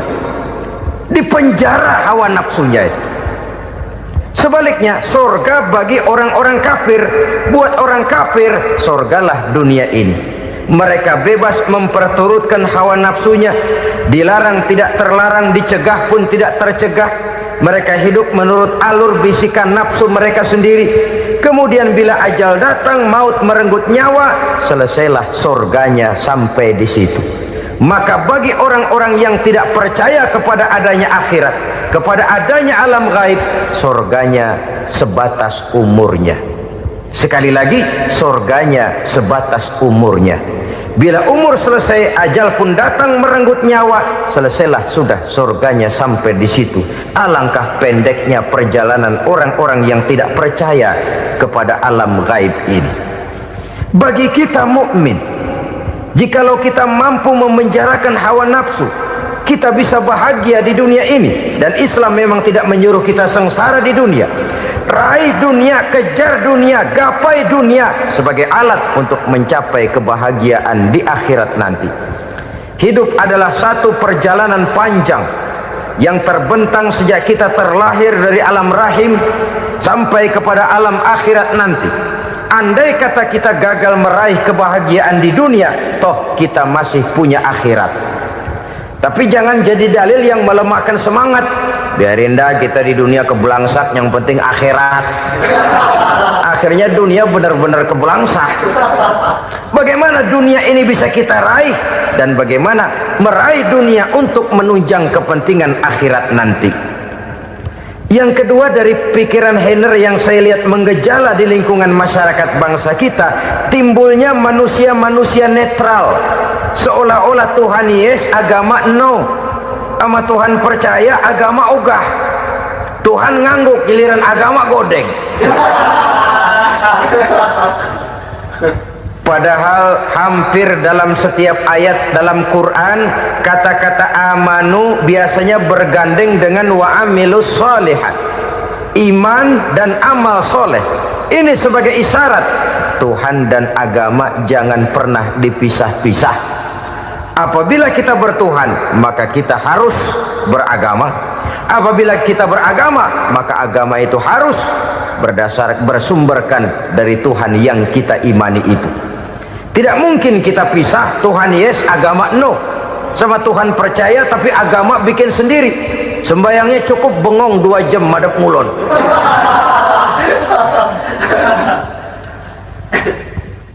Saudara-saudara kaum muslimin rahimakumullah.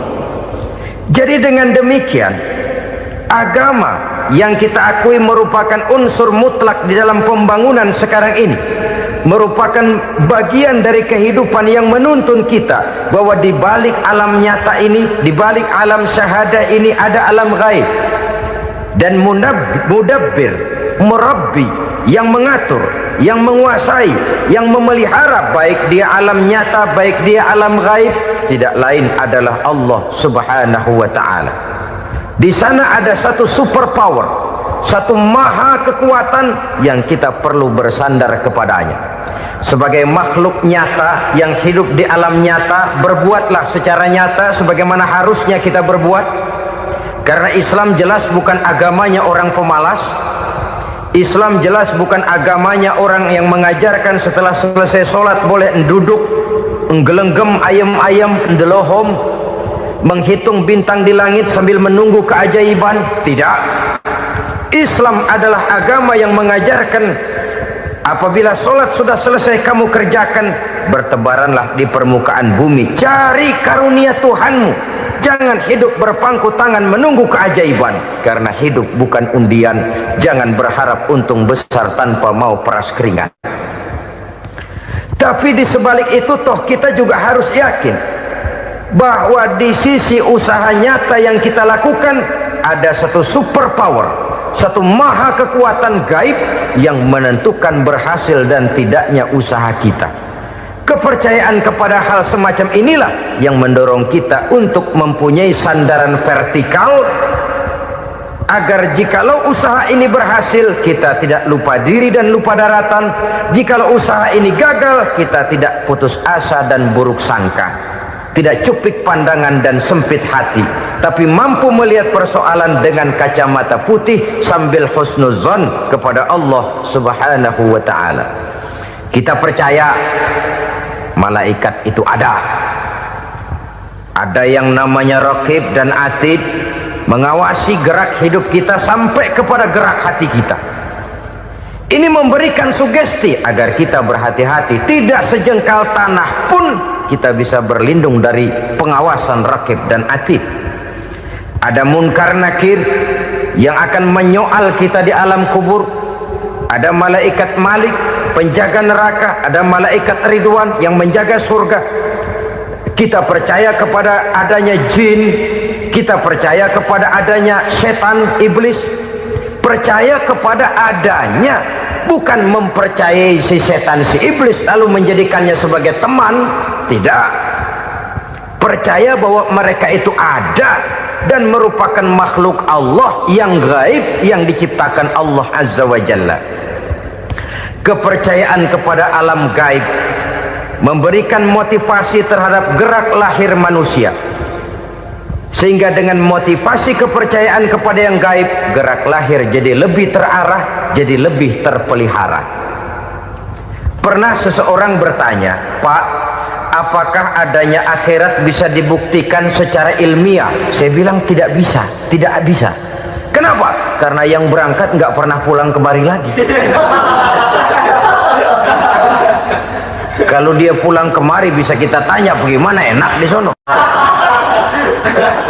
Cuma secara moral saya katakan, lebih beruntung orang yang percaya kepada akhirat daripada yang tidak. Sekarang saudara percaya akhirat ada, lalu saudara baik-baik di dunia, sholat, puasa, zakat, menolong orang lain, menebarkan kebajikan. Saudara mati, andai kata akhirat tidak ada, toh dalam hidup saudara sudah berbuat baik, paling tidak nama saudara akan dikenang sebagai orang baik. Sebaliknya, saudara percaya, kata saya, bahwa akhirat tidak ada, lalu hidup semau-maunya, tenggelam dalam maksiat dan munkarat, menentang Allah, tidak mau ruku dan sujud, lalu saudara mati, kemudian akhirat ada, ayo mau apa? Bekal tidak punya. Jadi secara moral lebih beruntung orang yang percaya kepada adanya akhirat daripada yang tidak percaya. Dan itu alam gaib yang tidak bisa dibuktikan secara eksat.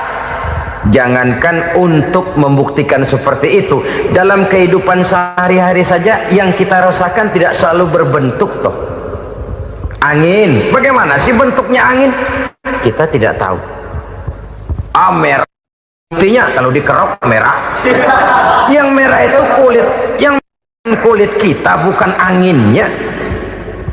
Sakit, rasa sakit itu ada, tapi bagaimana bentuk sakit kita nggak pernah tahu. Kalau kita makan cabai pedas, bagaimana bentuk pedas itu tidak ada, tapi rasa ada. Bentuk pedas hijau, cabainya bukan pedasnya. Tidak semua yang kita rasakan bisa kita gambarkan dalam bentuk yang konkret.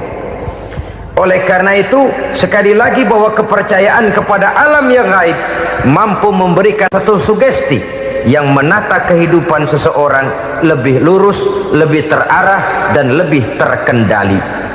Maka wajar kalau kepercayaan kepada yang gaib mengantarkan seseorang untuk meraih kemenangan. Kenapa? Dia percaya kepada yang gaib, bahwa akhirat ada, bahwa alam kubur ada, bahwa pertanggungan jawab itu ada, maka dia lalu tidak hidup saenae udele dewe, itu loh. Tidak hidup menurut seleranya sendiri, terarah, teratur. Ini cirinya yang pertama, orang bertakwa yang akan meraih kemenangan, mereka beriman, mereka percaya kepada yang gaib. Bahkan hal-hal konkret saja selalu berangkat dari yang gaib. Saudara-saudara, para remaja, para pemuda sekarang ini tidak pernah tahu toh siapa yang akan jadi teman hidup saudara. Kita bisa saja ngerancang, mentargetkan, tapi toh akhirnya yang namanya jodoh bukan kekuasaan kita, rezeki di luar kemampuan kita. Begitu juga ajal, maut, jodoh, ajal adalah contoh-contoh konkret bahwa pada akhirnya yang gaiblah yang menentukan. Bertahun-tahun ngelancong, emang jodoh seret nggak jadi.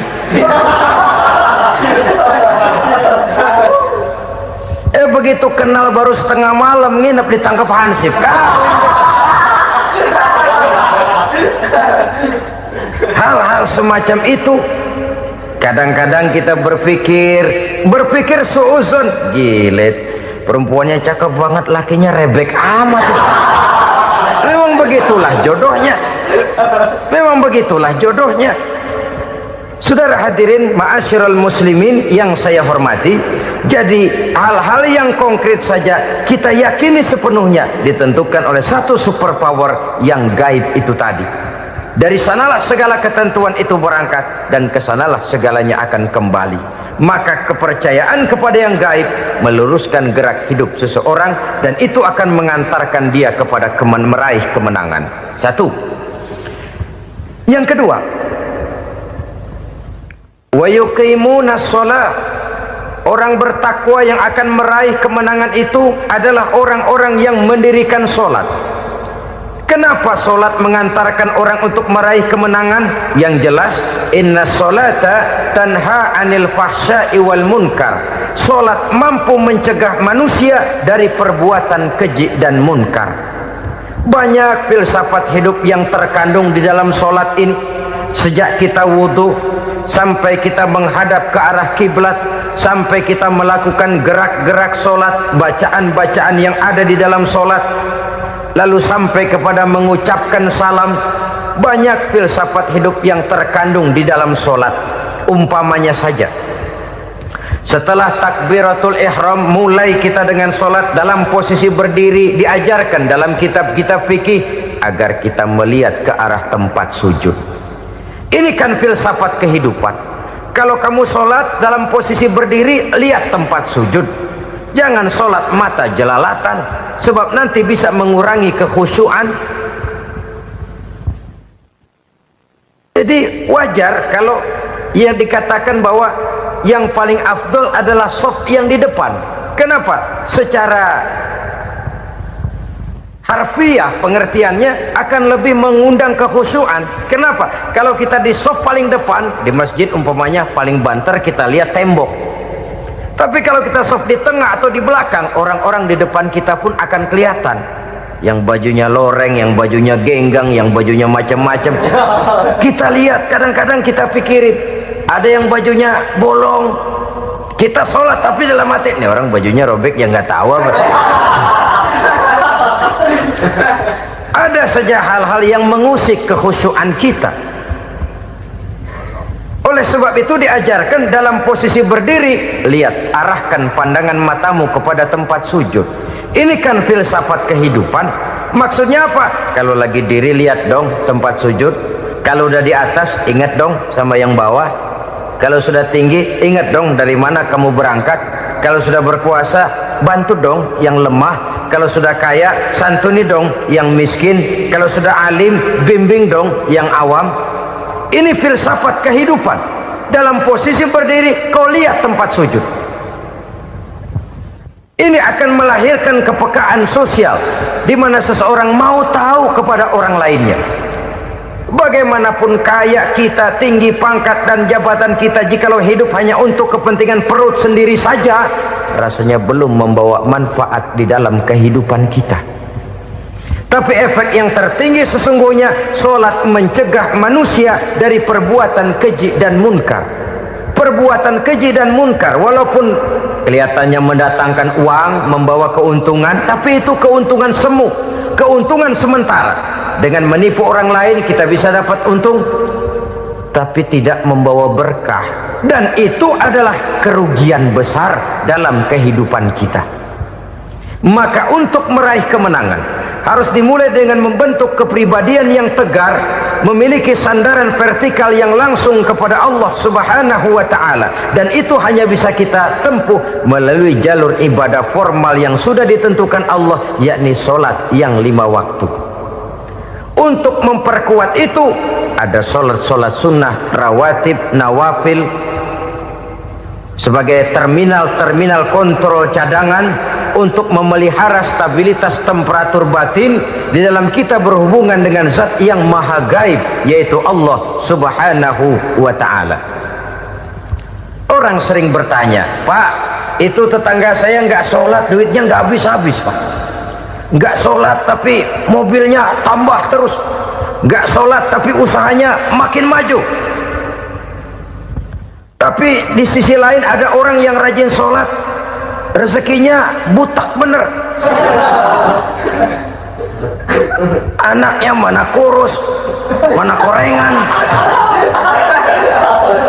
Saudara hadirin ma'asyiral muslimin rahimakumullah, harus saya katakan bahwa solat memang bukan untuk cari duit. Solat adalah sandaran vertikal kita kepada Allah. Sedangkan soal rezeki itu berkaitan dengan sifat Allah maha pengasih dan maha penyayang. Allah maha pengasih, siapapun dikasih kalau mau usaha. Allah maha penyayang, tidak semua orang disayang oleh Allah Azza wa Jalla. Dan belum tentu banyak harta itu merupakan nikmat, mungkin juga istidraj. Artinya istidraj itu dikasih tapi diambulin, kalau bahasa Betawinya itu. Dikasih tapi diambulin, itu bukan merupakan nikmat sesungguhnya, lebih merupakan azab dari Allah Subhanahu wa ta'ala.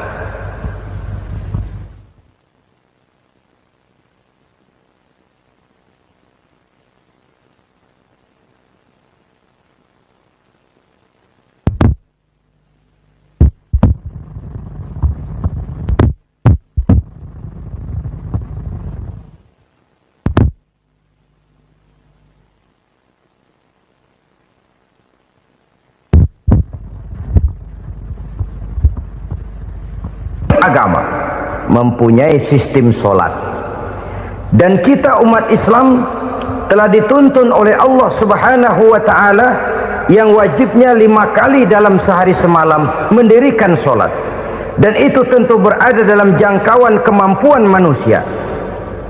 Pada awalnya barangkali kita memang merasa sholat itu satu kewajiban, tapi semakin kita hayati makna, manfaat dan filsafat yang terkandung di dalam ajaran sholat, semakin sampai kita kepada keyakinan bahwa sholat adalah keperluan kita,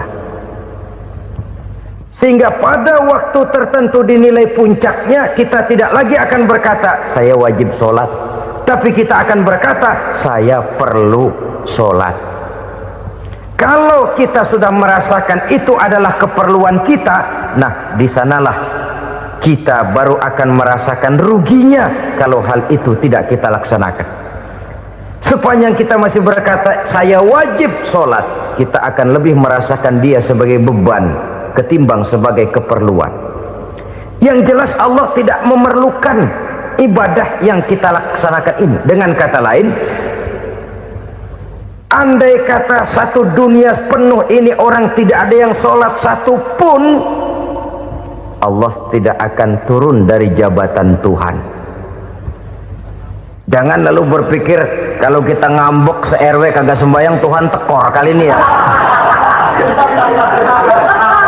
Tentu tidak, itu perlunya kita, bukan perlunya Allah. Dan pada induknya kita akan berkata saya perlu agama. Kalau secara induk kita sudah memerlukan agama, maka konsep-konsep yang ada di dalam ajaran agama itu pun adalah juga merupakan keperluan kita. Baik dia bernama sholat, baik dia bernama puasa, baik dia bernama zakat, baik dia bernama haji, seluruhnya adalah keperluan kita.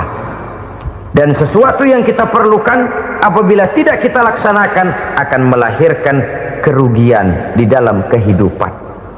Jangan heran kalau kita membaca riwayat perjalanan hidup para salafus soleh, orang-orang soleh. Ada yang tahajud sampai 100 rakaat, ada yang sholat malam kakinya sampai bengkak. Kita sekalinya bengkak biri-biri. Ada yang sholat membaca surah dalam Al-Quran sampai khotam Quran. Kok mau? Mereka sudah merasakan itu keperluan. Itu saja soalnya. Satu saat pun jikalau kita merasa bahwa itu keperluan saya, kita pun akan melaksanakan seperti itu. Keperluan saya dalam kehidupan. Inilah yang kedua. Yang ketiga, orang bertakwa yang akan meraih kemenangan itu, wa mimma razaqnahum yunfikun. Mereka membelanjakan sebagian daripada rezeki yang diberikan Allah kepada mereka. Mereka infakkan di jalan Allah. Ada satu dialog menarik. Satu hari seorang anak muda bertemu dengan seorang kakek-kakek yang sudah dikenalnya baik. Bertanyalah anak muda ini, "Kek, umur kakek berapa tahun?" 15 tahun, kata si kakek. "Anak kakek berapa orang?" 1. "Harta kakek berapa banyak?" 15 juta. Si anak muda ini bengong, lalu protes, "Kok kakek bohongin saya?" "Kenapa?" "Saya tahu umur kakek 70 tahun. Kenapa ngaku 15? Saya tahu anak kakek 5. Kenapa bilang 1? Saya tahu kakek miliuner, miliaran uang kakek. Kenapa ngaku cuma 15 juta?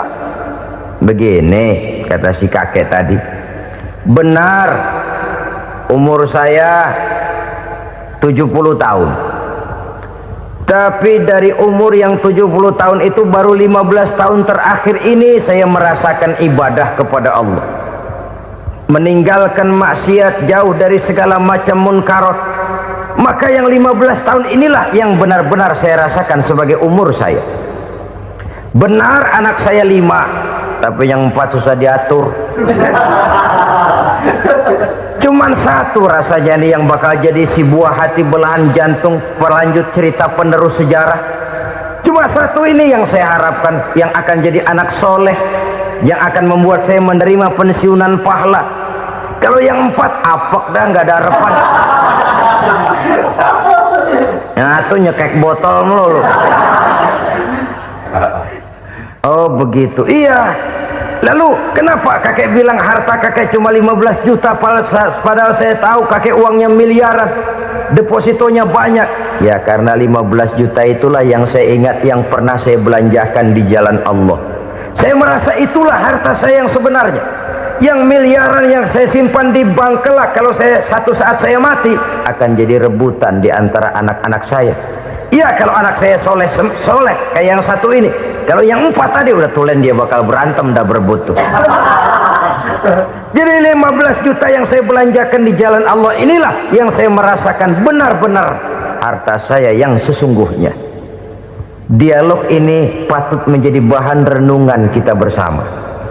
Diberikan kita umur 40, 50, 60, 70, 80. Berapa tahun dari umur yang diberikan itu yang jalan mulus, yang kita gunakan untuk melaksanakan ibadah? Banyak harta kita simpan di bank, di lemari, di dompet, di tas. Tapi berapa yang sudah kita depositokan di jalan Allah yang akan menemani kita di hari kita kembali nanti? Maka orang bertakwa yang akan meraih kemenangan, wa mimma razaqnahum yunfikun, mereka membelanjakan sebagian dari rezeki yang diberikan Allah di jalan Allah subhanahu wa ta'ala. Ma'asyiral muslimin rahimakumullah, zahirnya memang kita memberikan kepada orang lain, tapi hakikatnya kita menyimpan untuk diri kita sendiri. Kita memberikan kepada yatim piatu 25.000. Zahirnya kita memberikan si yatim, hakikatnya kan kita cuma nyimpan. Saya berikan, titip kepadamu, ini untuk saya di akhirat. Kau boleh belikan baju, kau boleh belikan untukmu makan, kau boleh bayarkan sekolahmu. Ini untuk saya. Hakikatnya kita nyumbang masjid 1 juta, zahirnya kita berikan kepada panitia masjid, tapi hakikatnya kan cuma titip 1 juta ya untuk saya di alam kubur nanti. Silakan kau boleh belikan semen, ini uang, belikan besi, belikan pasir. Saya cuma sekedar titip untuk kepentingan saya. Hakikatnya kita cuma sekedar menitip.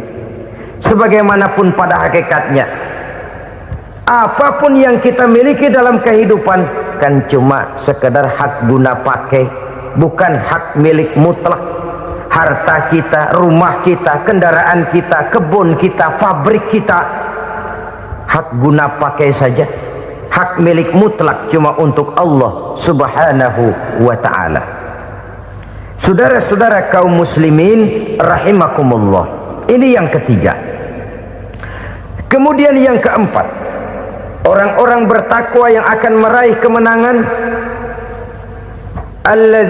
allazina yu'minuna bima unzila ilaika, mereka yang beriman, mereka yang percaya kepada apa yang telah diturunkan kepadamu Muhammad, ay Al-Quran, yakni Al-Quranul Karim.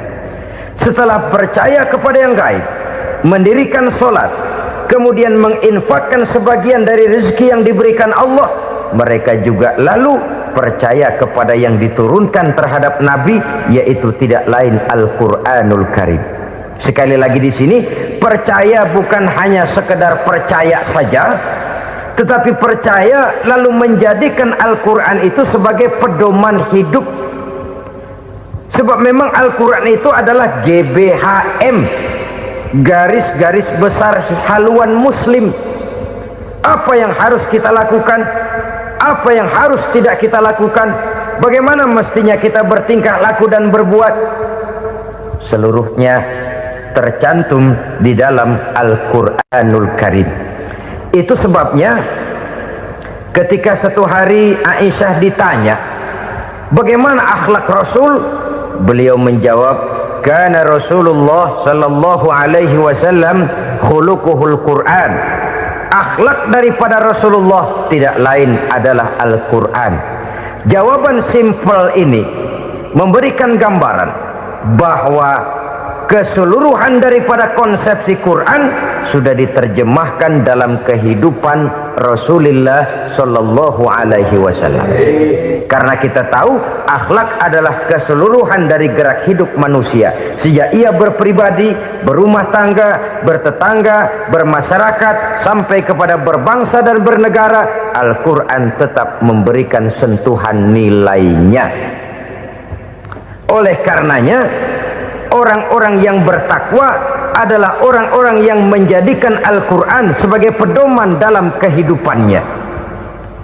Dan kita yakini Al-Quran diturunkan kepada Nabi Muhammad bukan merupakan produk Nabi Muhammad. Isi dan redaksinya langsung dari Allah Subhanahu wa ta'ala. Kemudian cirinya yang kelima, orang bertakwa yang akan meraih kemenangan itu, wa ma unzila min qablika.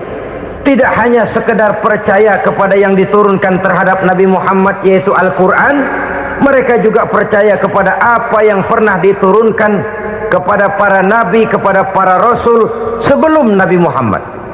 Percaya kepada adanya suhuf, percaya kepada adanya Taurat, percaya kepada adanya Injil, percaya bahwa Allah dahulunya sudah menurunkan Taurat kepada Musa, percaya bahwa Allah sudah menurunkan Injil kepada Isa, percaya Injil ada, Taurat ada, diturunkan Allah untuk Isa dan Musa, tetapi tidak wajib mengamalkannya karena kita sudah diberikan Al-Quranul Karim.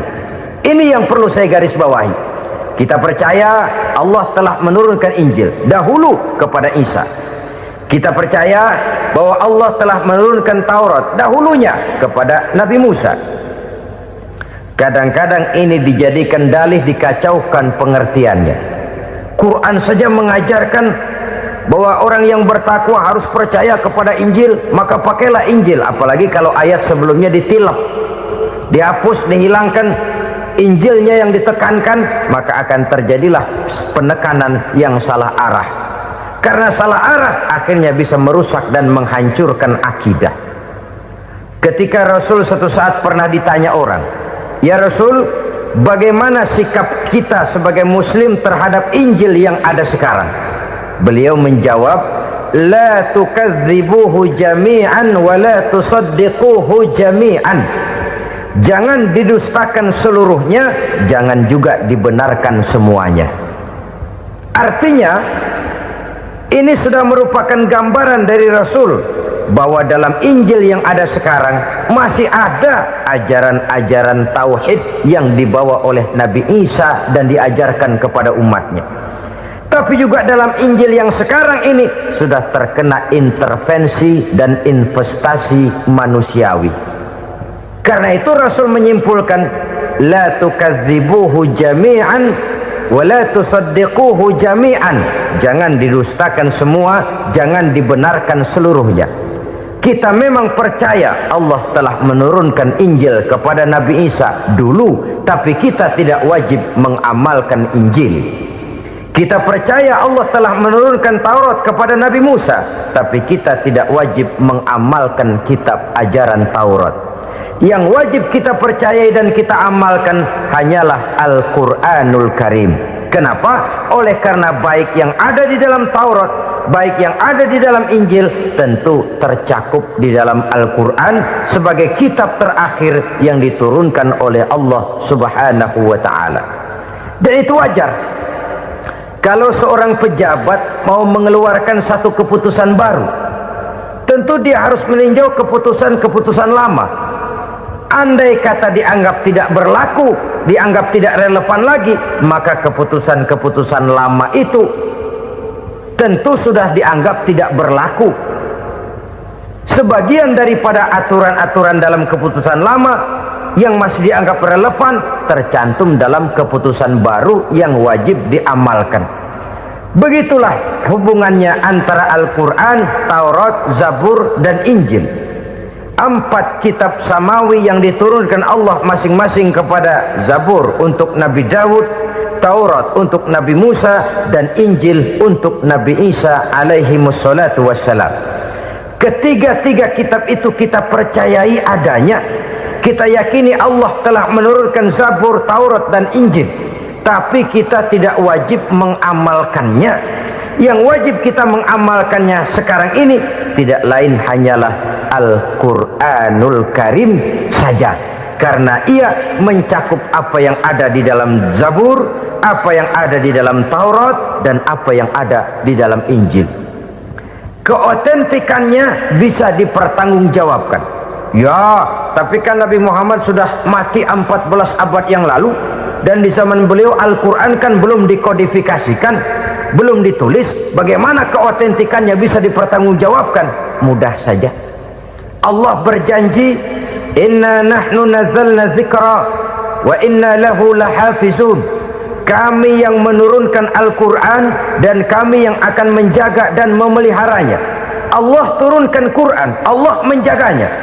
Bagaimana cara Allah menjaga Al-Quran itu?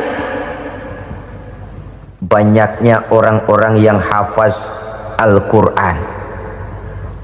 Hafaz Al-Quran 30 juz, 114 surah, 6.666 ayat. Sehingga jangankan satu kata, jangankan satu ayat, satu kalimat saja berubah sudah akan timbul reaksi dan mudah dimengerti. Kenapa? Banyak orang-orang yang hafaz Al-Quran. Sedangkan pada setiap akhir tahun biasanya malaikat Jibril selalu mengadakan checking terhadap ayat-ayat yang diturunkan pada waktu itu. Di zaman Nabi sendiri sudah ada usaha kodifikasi. Dan yang lebih luar biasa lagi, sampai hari ini tidak seorang pun mampu membuat satu ayat saja semacam Al-Quran. Ke bahasa manapun dia diterjemahkan, naskah aslinya tetap ikut, rujukan dasarnya tetap ada. Berdasarkan itu maka tidak mungkin terjadi penyelewengan terhadap atau pemalsuan terhadap ayat-ayat Al-Quranul Karim. Kesuciannya, keotentikannya, kemurniannya bisa dipertanggungjawabkan. Ma'asyiral muslimin rahimakumullah. Oleh karenanya, konsepsi dasar daripada ajaran Islam ini memang tidak lain adalah Al-Quran dan Sunnah. Isi daripada agama Islam yang merupakan iman, Islam, dan ihsan, konsepsi dasarnya tidak lain adalah Al-Quran dan Sunnah Rasulullah Sallallahu Alaihi Wasallam. Maka yang kita perlukan sekarang ini adalah terjemahan Al-Quran di dalam kehidupan kita. Dengan demikian, maka gaya kehidupan yang lebih Qurani itulah yang kita dambakan. Kita perlu memang terjemahan Quran dalam bahasa Inggris, dalam bahasa Belanda, dalam bahasa Jepang, tapi yang lebih kita perlukan adalah terjemahan Quran di dalam kehidupan kita.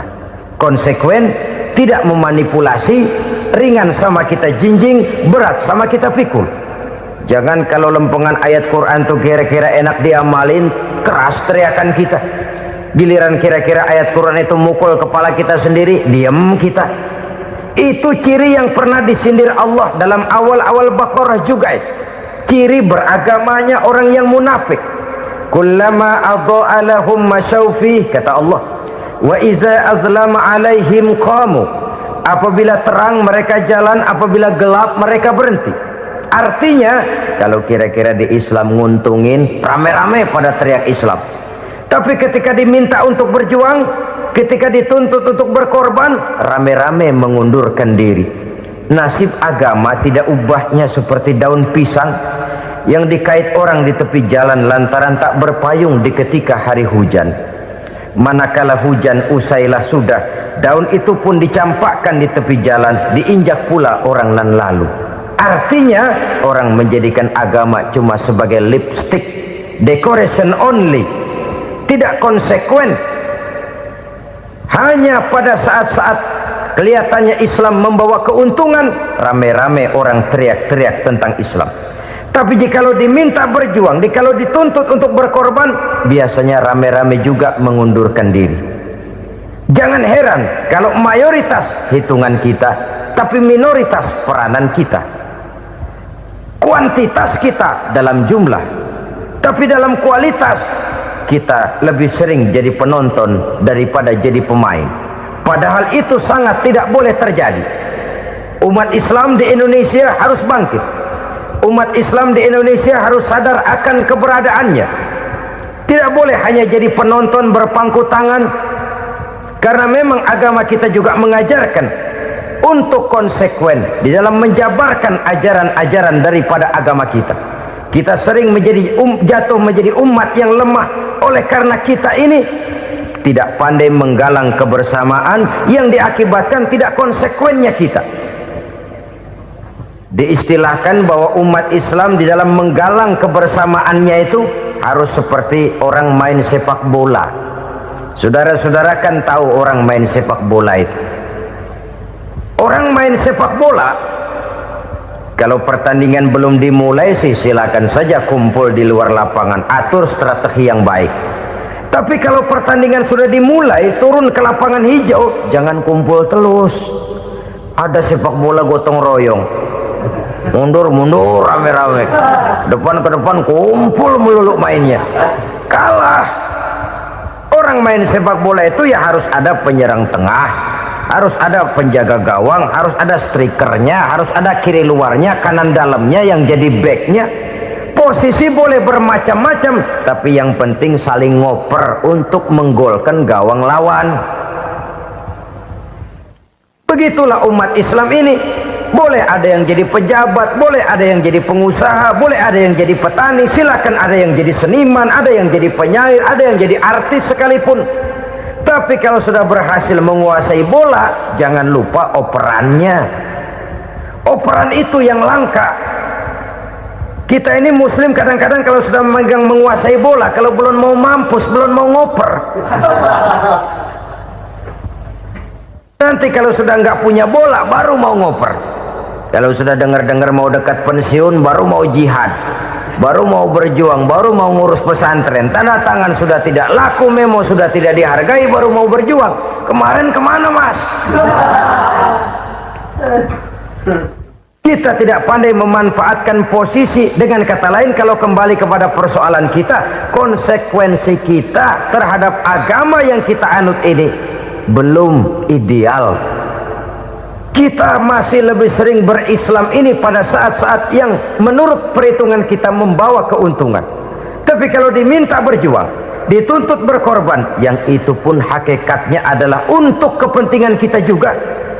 Allah tidak pernah menuntut kita untuk jihad bagi kepentingan Allah, itu tidak. Berjuang menegakkan agama Allah, apakah untuk kepentingan Allah? Tidak. Untuk kepentingan kita. Sebab nilai-nilai jihad itu pada akhirnya akan membawa kita kepada satu kebahagiaan. Setidaknya kalau tidak di dunia, tentu di akhirat sebagai syahid. Oleh karena itu, pada bagian akhir ini saya ingin mengajak, marilah kita konsekuen. Sekali kita berkitabkan Al-Quranul Karim, mari dia kita jadikan pedoman. Jangan cuma kita jadikan sebagai penghias dinding, pelengkap rumah, bahwa di rumah kita ada Al-Quran, tapi yang baca kecoa. Habis pada bolong tuh Quran. Yang penting kan punya Quran. Ditaruh di pintu rumah, biar apa? Biar kuntilanak kagak masuk katanya. Ya apa itu nasib Quran, cuma kerjanya jaga pintu, ngusir kuntilanak, ngusir memedi. Bagaimana kita hidup menurut tuntunan Al-Quran? Kadang-kadang tidak pernah menjadi masalah bagi kita. Maka bagaimanakah Al-Quran akan mungkin membawa keberkahan dalam hidup kalau ajarannya kita injak-injak dalam keseharian kita? Mewujudkan gaya hidup yang lebih Qurani, itulah yang akan kita rintis di dalam kehidupan kita, bertahap, step by step, menurut kemampuan yang ada pada kita. Jika jalan ini tidak bisa kita selesaikan, percayalah akan ada generasi penerus yang akan melanjutkan usaha dan cita-cita mulia itu. Jadi percaya kepada Taurat, percaya kepada Injil, sekadar percaya Allah dahulunya sudah menurunkan itu, tapi kita tidak wajib mengamalkannya. Kenapa? Generasi Injil masa berlakunya sudah kedaluarsa, Taurat masa berlakunya sudah kedaluarsa, Injil pernah berlaku untuk orang Nasrani di zaman Nabi Isa, Taurat pernah berlaku untuk orang Yahudi di zaman Nabi Musa. Setelah generasinya berlalu, datang Rasul penutup yang membawa Al-Quranul Karim, maka Al-Quran itulah yang berlaku menjadi pedoman sampai hari akhir nanti. Jangan jauh dari Al-Quran, karena apabila ini kita lakukan, maka kita akan kembali kepada satu gaya hidup yang jauh dari tuntunan agama, dan itu artinya kita akan semakin jauh untuk meraih kemenangan.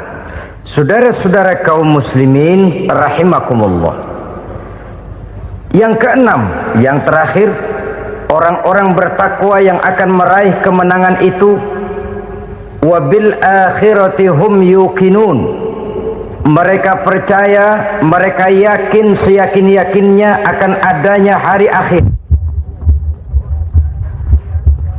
di mana seseorang akan mempertanggungjawabkan seluruh perbuatannya di dalam hidup ini, dan tidak ada satu perbuatan yang bagaimana kecilnya sekalipun yang tersembunyi dalam pandangan manusia yang tidak akan dibukakan persoalannya di mahkamah Qadi Rabbul Jalil di akhirat nanti.